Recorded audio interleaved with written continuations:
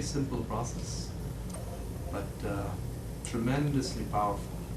Maha Mudra literally means the Great Seal. A certain way, the Great Seal. It's a certain way to a certain physical posture with certain locks that we're performing at the same time. And the whole emphasis is, because I may have talked to you before about this, an enormous part of importance in yoga is what is the condition of the spine. You know, in modern science they know this, that our consciousness is not just linked to the brain, but it's the whole cerebrospinal system, the brain and the spinal cord. So in yoga we've always known that what is the condition of your spine has an enormous influence on which direction we are moving in life.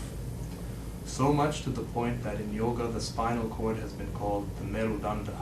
And Merudanda? Merudanda. Merudanda. And Merudanda literally means the axis of the universe. Because they've always known that if you just know how to transform the spinal cord, and this can have a tremendous influence on not just how we're perceiving life, but which direction we're moving in life too. So you may have heard about the chakras. Has anybody heard of chakras? No, I haven't. You heard of the chakras? What are these chakras? First, let me start off by saying that you've probably seen in acupuncture where they're placing needles in several parts of the body in Chinese medicine. Why are they doing this? And the reason why they're putting these needles in certain parts of the body is because they're cleansing certain pathways of energy in the body. These are not physical in the sense that we usually understand physical. They're things that are happening on a much subtler level. So when I say subtle, I mean, like, let's say you have a rock. If I take this rock, smash this rock, I can break it down into stones, smash these stones, break it down into dust, and if I keep on breaking it down, I'll find the dust is made of atoms, electrons, protons.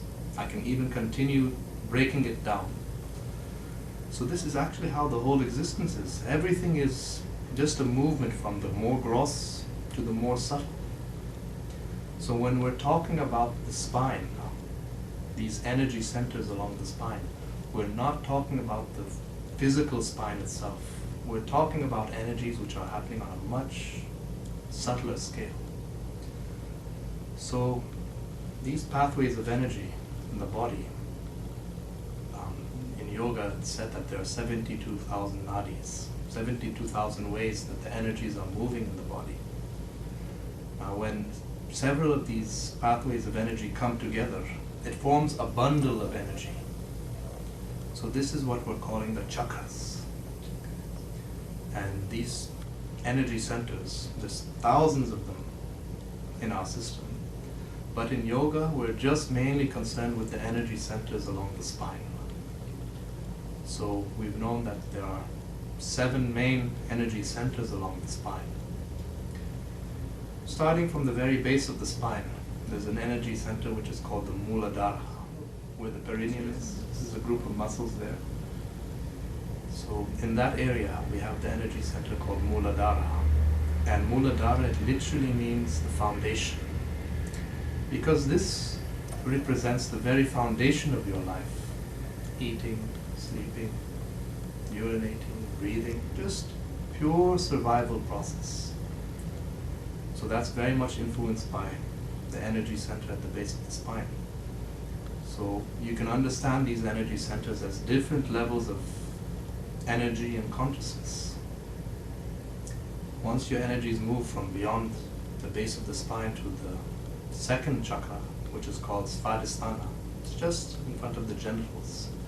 Now you'll find again different qualities start awakening within you. You'll be now more of a pleasure seeker in the world. You want to go out and experience the pleasures of life.